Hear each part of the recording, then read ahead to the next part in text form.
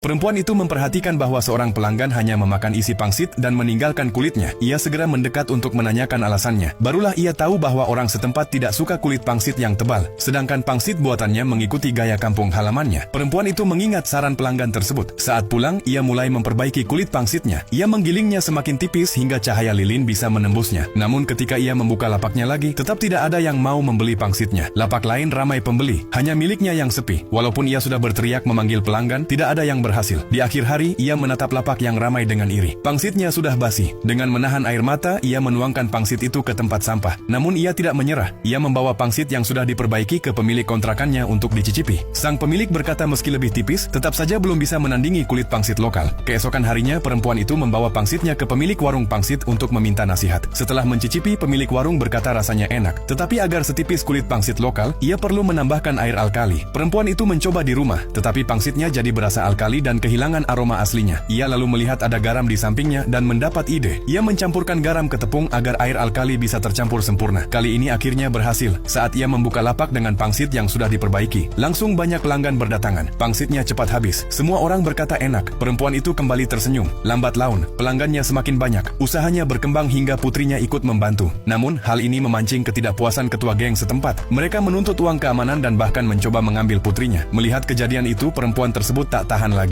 Ia meraih pisau dapur, melindungi kedua putrinya, dan bersiap melawan sampai mati. Ketua geng itu terdiam, teringat pada ibunya sendiri yang dulu melindunginya dengan cara yang sama. Ia terharu oleh keberanian perempuan itu, lalu memesan semangkuk pangsit. Meski enggan, perempuan itu tetap melayaninya. Setelah makan, ketua geng sangat puas dan bahkan memesan untuk semua anak buahnya. Ia tidak lagi mengganggunya, membayar pangsit, bahkan menurunkan biaya keamanan. Ia juga memesan 500 pangsit sekaligus. Masalah perempuan itu akhirnya selesai. Bahkan ia mendapat pelanggan besar malam itu. Setelah makan, ada pelanggan yang minta pangsit mentah untuk dibawa pulang. Perempuan itu terkejut dan bertanya apakah tidak akan basi semalaman. Lelaki itu berkata ia punya kulkas di rumah, bisa dibekukan agar tetap segar dan dimasak kapan saja. Ide ini membuka wawasan perempuan itu. Mulai hari itu, ia tidak hanya menjual pangsit matang, tapi juga menjual pangsit beku dalam kemasan. Usahanya semakin maju, pelanggan mengantre di depan lapaknya. Akhirnya, ia membuka pabrik dan mempekerjakan pekerja untuk membantu membuat pangsit. Pada akhirnya, pangsit buatannya tidak hanya terkenal di dalam negeri, tapi juga sampai ke luar negeri sehingga orang di seluruh dunia bisa menikmatinya.